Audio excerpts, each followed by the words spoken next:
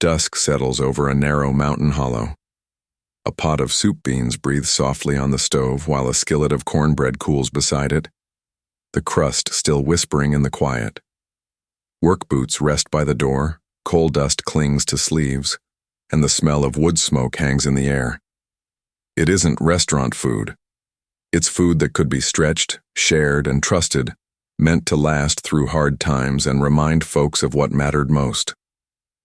Across the high ridges and deep valleys of Appalachia, Kentucky, West Virginia, Tennessee, Virginia, and North Carolina, families in the early to mid-1900s built their suppers from what they could grow, hunt, or trade. Cornmeal, dried beans, potatoes, a jar of preserved greens, maybe a little pork for flavor if the week had gone right. The pay was uncertain, but the table was steady. Tonight, we're stepping back to taste 25 hillbilly dinners that once kept mountain families fed, proud, and together. When pay ran thin, dinner leaned on the dependable trio, corn, beans, and potatoes, anchored by a little pork and a lot of care. These first 5 suppers show how staples became satisfying meals, night after night, without a recipe card. Just memory, method, and whatever the pantry allowed. 1. Soup beans skillet. Cornbread pinto, often called brown, beans go into a deep pot and take their time. A ham hock or a scrap of fatback lends body as bubbles rise slow and steady. Salt waits until the end so the skins stay tender. Meanwhile, a cast iron skillet heats, a handful of cornmeal batter hits the fat, and a golden crust forms while the beans finish. Dry beans kept all year and cost little. Cornmeal was home ground or bought cheap. Pork trim was flavor, not luxury. This was the supper that met a family where they were. 1 pot, 1 pan, and enough for whoever walked through the door. You crumble cornbread into your bowl, splash it with pot liquor, and pass it right back. Humble and steady, it said, "We'll be all right, even on thin weeks." 2. Cornbread buttermilk, crumbled in a glass. Yesterday's cornbread becomes tonight's bowl. A wedge breaks into rough chunks and drops into cold buttermilk, the kind that softens crumbs and cools a summer evening. It's not a recipe so much as a rhythm. Crumble, soak a short minute, add a pinch of salt if you like, and eat with a spoon. The dairy might come from the family cow or a trade up the road. The bread is never wasted. This supper is quiet. It doesn't call attention to itself.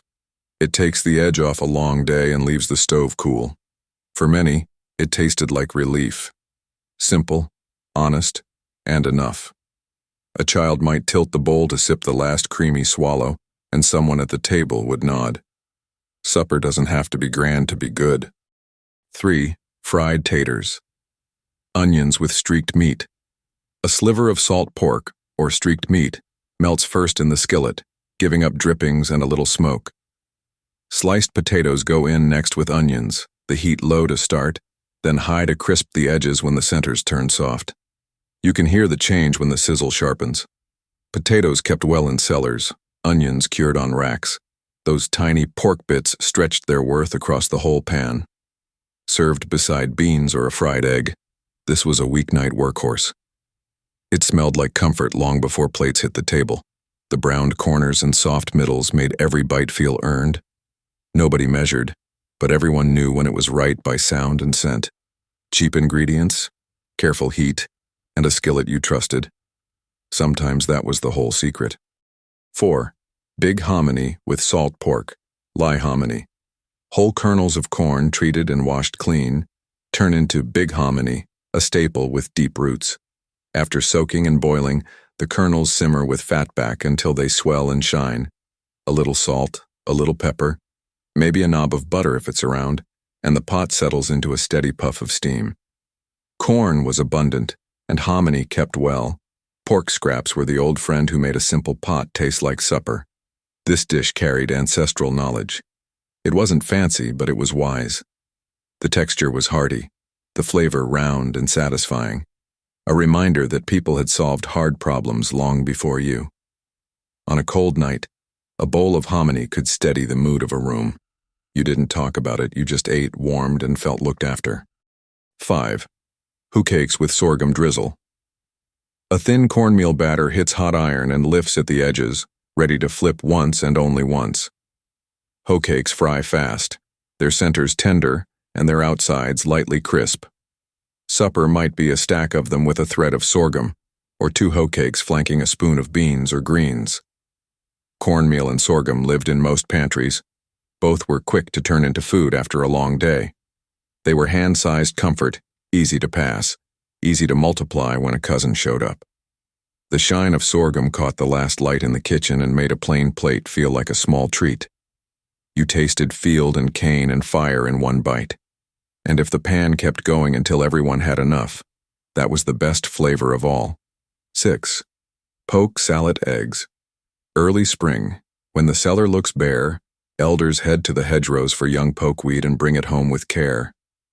The greens are parboiled in multiple waters, rinsed clean, and then meet a hot skillet where a knob of fat or a spoon of drippings brings them back to life. Eggs slip in at the end, scrambled soft to tame the sharpness and make it supper. This dish exists because knowledge traveled by mouth. What to pick, when to pick it, and how to make it safe, long before printed cards sat in drawers. Before gardens came in, this was a first taste of green after months of brown. It's a meal that tastes like relief and respect at the same time. Respect for the land, for the elders who taught the method, and for the thin line between hunger and enough. A square of cornbread on the side turns the plate into a full evening. 7. Venison stew with root vegetables. A shoulder or shank hits the pot hissing after a quick brown, then settles under water with onions, potatoes, and carrots for a long, low simmer. Thyme is the tenderizer here. A little flour slurry at the end can thicken the broth into something you'd call gravy. This stew showed up when the hunt went right, when tracks led to meat and the woods gave back. In lean times, venison filled a gap the store couldn't. Neighbors often shared. A good deer meant portions traded up and down the road, a quart jar of stew returning later as a pan of cornbread or a morning's help with wood. The taste is deep and steady, like a winter day that's learned patience. You eat it slow, the heat rising into your face, and you remember who climbed the ridge before dawn, who dressed the animal in the cold, and who ladled the supper into every bowl until none was left. 8. Squirrel dumplings. Small game turns into big comfort when a careful cook takes the time. The squirrels are parboiled first, then the meat is picked from the bones and slipped back into the pot. Drop dumplings, just a soft dough, spooned in, swell and float as the broth goes from thin to rich. The woods offered this meat in plenty. A boy with a .22 or a hand-me-down single shot, a watchful eye, and a lesson on safety could bring it home. Flour and fat turned a little protein into a hearty bowl that stuck with you. This is a proud make-do dish, not flashy but faithful. It rewards patience, bones picked clean, dumplings cooked just enough, salt added when the steam fogs the window. Around the table, folks remember first hunts and careful aim, and someone always says the same thing. It tastes like home because it took work, and because it was shared without fuss. 9. Rabbit gravy over biscuits. Sometimes it's fried, sometimes stewed, but either way those pieces hit hot iron and brown until the kitchen smells like Saturday. The pan gets deglazed with a splash, water or milk, whatever's handy, and the browned bits turn into gravy that glides over split biscuits the size of a hand. Rabbits came from box traps set along a fence line or from a quiet morning with a .22.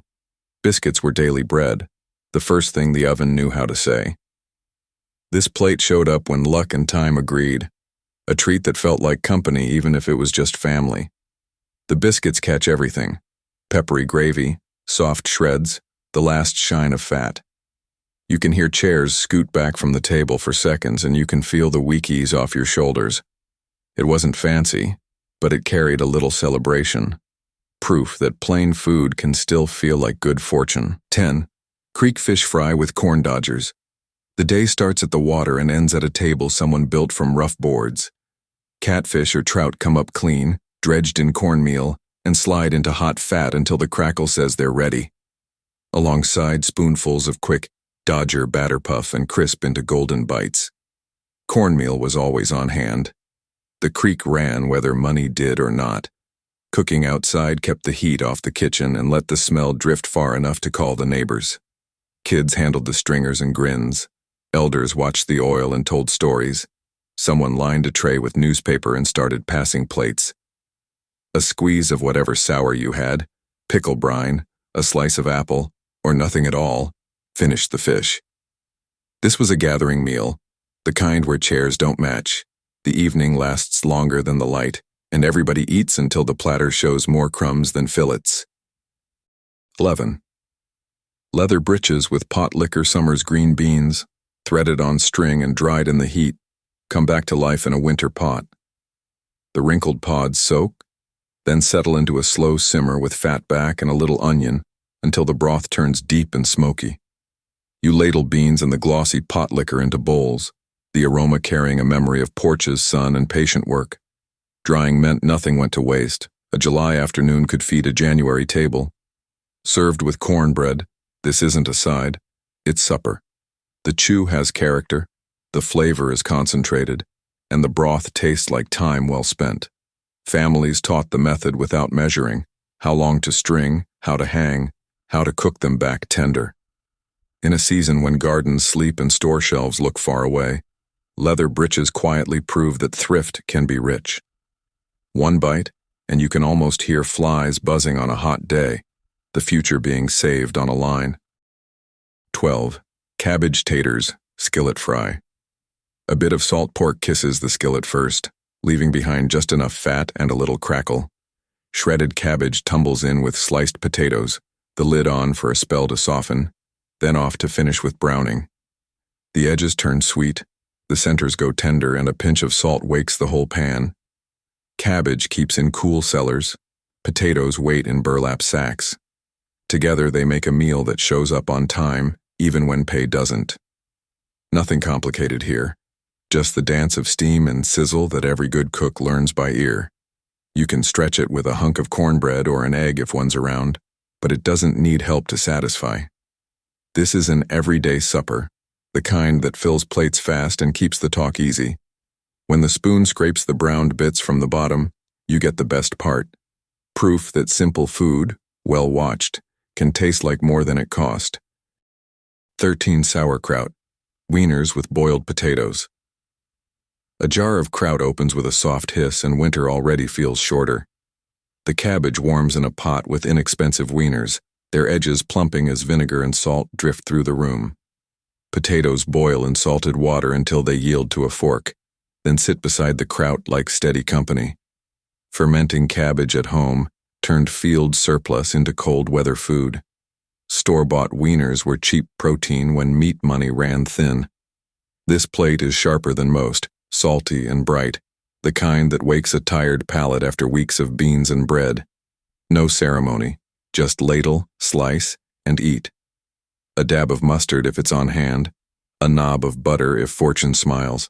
Families pass jars along with stories.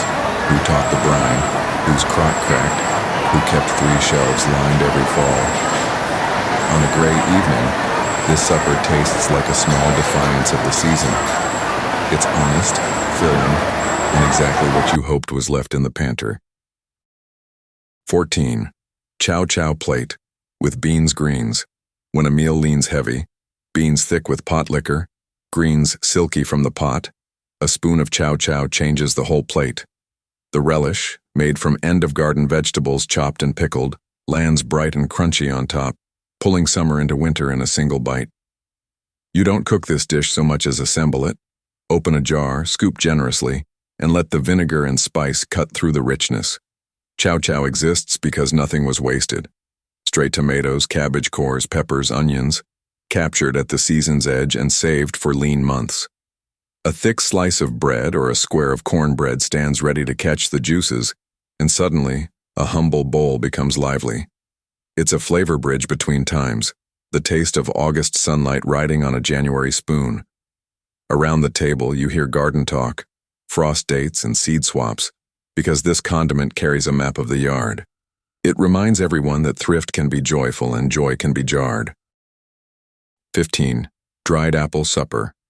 Fry, with salt pork bits, apples sliced thin in autumn. Find their way back to the skillet months later, rehydrated just enough to soften, then fried with onions and a few scraps of salt pork. The pan turns sweet-savory as the fruit glazes, the onions go golden, and the pork paints everything with a smoky whisper. Orchards and drying racks made this possible. A good apple year meant stacks of light, leathery rings tucked away for later. This could ride alongside beans and greens or, on some nights, be the star on its own, especially when bread was plenty and meat was not.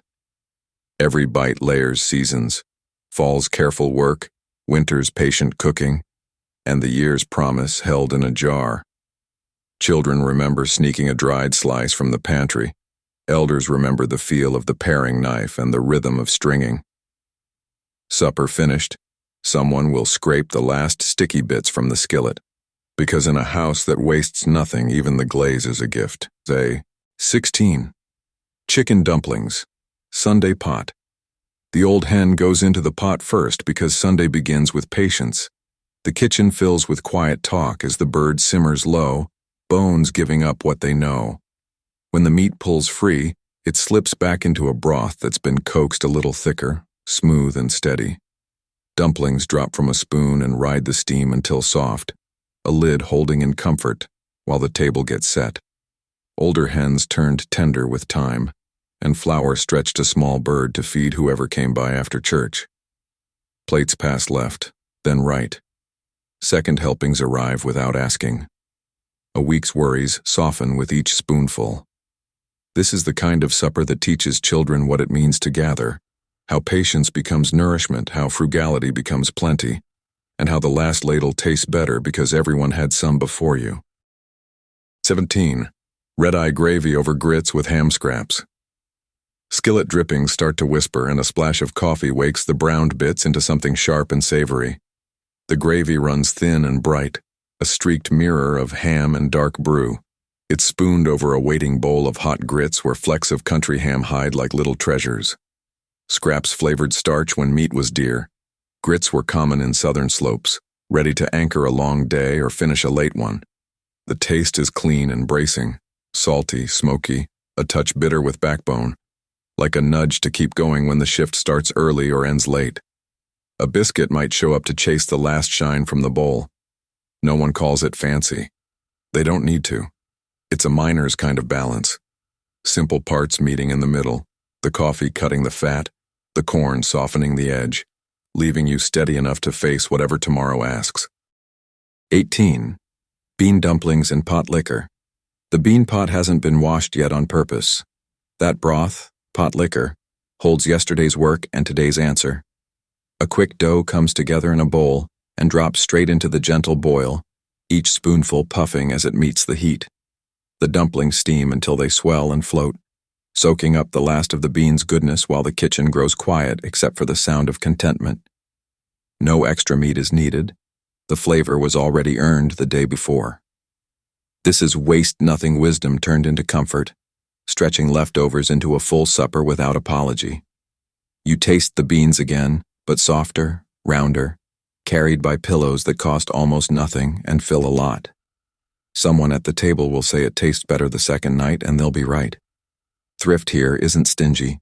It's generous, because it makes sure there's enough for everyone, and a little story left in the bottom of the pot.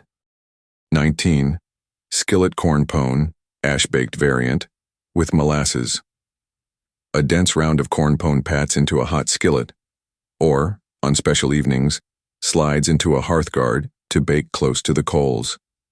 The crust sets firm, while the inside stays sturdy, a bread meant to be held and dipped.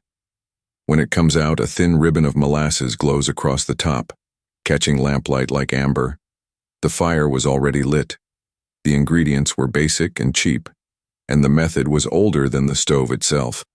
You can taste the house in it, the iron, the smoke, the steady heat of a day's work. This is a lesson passed down by feel, no timer, just the look of the edges and the nose for done. A slice becomes a meal beside beans or greens, but sometimes the bread is the point. Old-time technique survives because it's good, not just because it's old. Tradition matters most when it still feeds you, and this does, plain, sure, and proud. 20. Killed lettuce supper with hot bacon dressing. First greens of spring hit the bowl crisp and cool, tender leaves, a few fragile onions, maybe a radish or two if the roe came in early.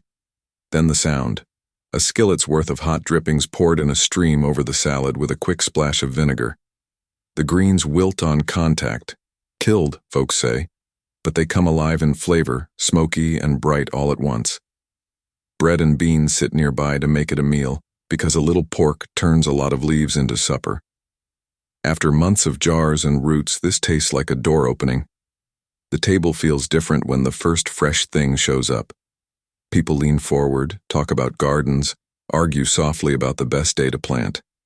Celebratory isn't always cake and candles.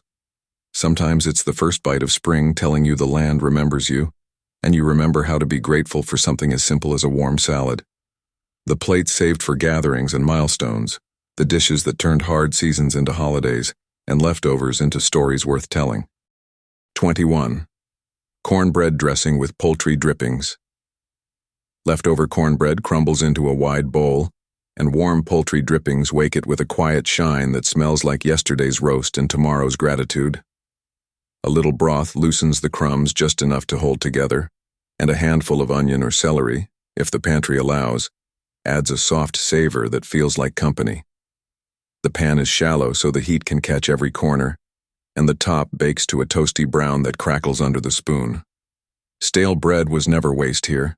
It was strategy, a way to stretch a small bird across a long table without apology. A corner piece always disappears first, then the spoon begins its steady circle, returning again because the best holiday dishes are the ones passed twice. This is the anchor of cold weather feasts, the dish that says grace even before anyone speaks, and it tastes like memory layered with care, turning thrift into plenty one crisp bite at a time. 22. Kraut ramps with fried potatoes, spring supper. Spring arrives loud in the mountains, and ramps make the announcement with a bite that lifts eyebrows and spirits in the same breath. They hit a hot pan for the briefest fry so they stay vivid, then tumble into warm sauerkraut where the brine hums with last summer's work. On the other burner, potatoes fry until the edges turn golden and the centers relax, ready to calm the sharpness and carry the meal. This plate is 2 seasons shaking hands, the wild green of right now set against the careful saving of months before. People laugh about the lingering flavor, because it marks the turning of the year as surely as birdsong and muddy boots at the door. You taste first harvest, stored harvest, and the promise that gardens are waking, and you remember why a plain Tuesday can feel like a festival when the hills turn young again and supper smells like a new start. 23. Apple stack cake slices with beans greens plate. Layers of sturdy cake and cooked down apples mellow in a cool corner for a day or two until the crumbs settle and the filling size into place. A thin slice leans against beans and greens as if sweetness had always belonged at a weekday table, and no one argues because the first bite is proof enough. Orchards and habit made this possible. Apples were plentiful, drying and stewing kept them ready, and a layered cake stretched celebration so everyone could taste it. It was baked for weddings and holidays, then served carefully across the week so joy lasted longer than the party. Children learn patience from this dessert, watching it improve while it rests. Elders smile because they remember who peeled, who stirred, who told stories while the layers cooled. When a small sweet sits beside a humble plate, it says the day mattered, and the people did too, and the room feels kindly even before the dishes are washed. 24. Cathhead biscuits with sawmill gravy. Biscuits the size of a hand rise high and soft, splitting open in clouds that catch steam and promise relief after a hard shift. In the skillet beside them, browned drippings become a second gift. Flour worked into fat, milk poured slow, and a steady stir until the gravy turns smooth and speckled with pepper. The smell lifts shoulders and quiets rooms, because everyone knows what comes next. Gravy finding every crease and corner until there's nothing left dry on the plate. Flour was a staple and drippings were a promise, so this meal turned almost nothing into something that felt like kindness. A biscuit in the hand slows conversation to a friendly pace. A second biscuit means the day finally heard you and decided to be gentle, You sop the last shine from the skillet's memory and lean back, steady and warm, reminded that comfort doesn't have to be fancy to be true. 25. Venison or rabbit pie for company suppers didn't require store-bought plenty. They required care and the good sense to use what the ridge offered. Venison or rabbit, browned and coaxed tender with onions and potatoes, settles into a dish under a simple crust or a blanket of mashed potatoes that seals the story in. The oven finishes what the pot began, bubbling at the edges and sending a smell through the house that says the door is open and every chair is welcome. Hunters called this pride. Cooks called it hospitality, a way to turn skill and luck into something that could be sliced and passed without fuss. The first wedge lifts clean, the steam carries wood smoke and patience, and plates travel back and forth until the talk grows easy and the edges of the day turn soft. When the last piece goes, neighbors promise to come again, and the kitchen knows exactly what it just did. Turned what was on hand into thank yous, turned effort into fellowship, and cleared every plate in the best way. Across mountain kitchens, dinner mirrored the land and the week. Corn when cash was tight, beans for patience, potatoes for bulk, greens for the seasons, a sliver of pork for depth, and game or fish when skill and luck agreed. Old know-how, nixtamalizing corn into big hominy, stringing green beans into leather breeches, fermenting cabbage into kraut, frying in faithful cast iron, turned scarcity into satisfaction. The table taught thrift and neighborliness as surely as grace.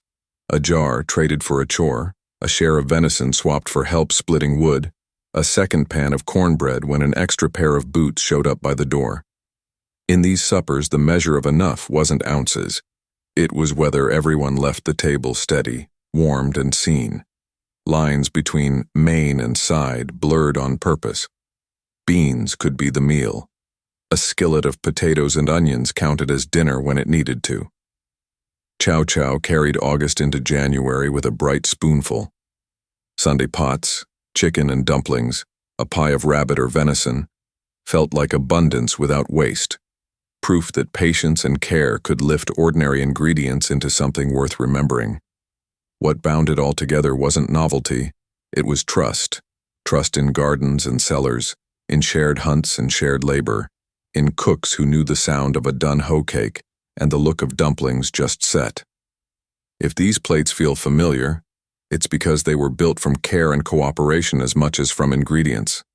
They fed children before homework, eased sore backs after shifts, and turned front porch talk into community.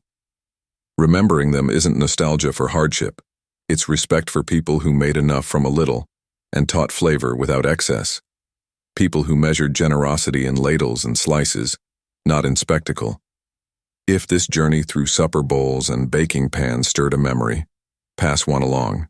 Tell someone about the dish your people made when times were thin, or try one of these plates and let it gather your table tonight.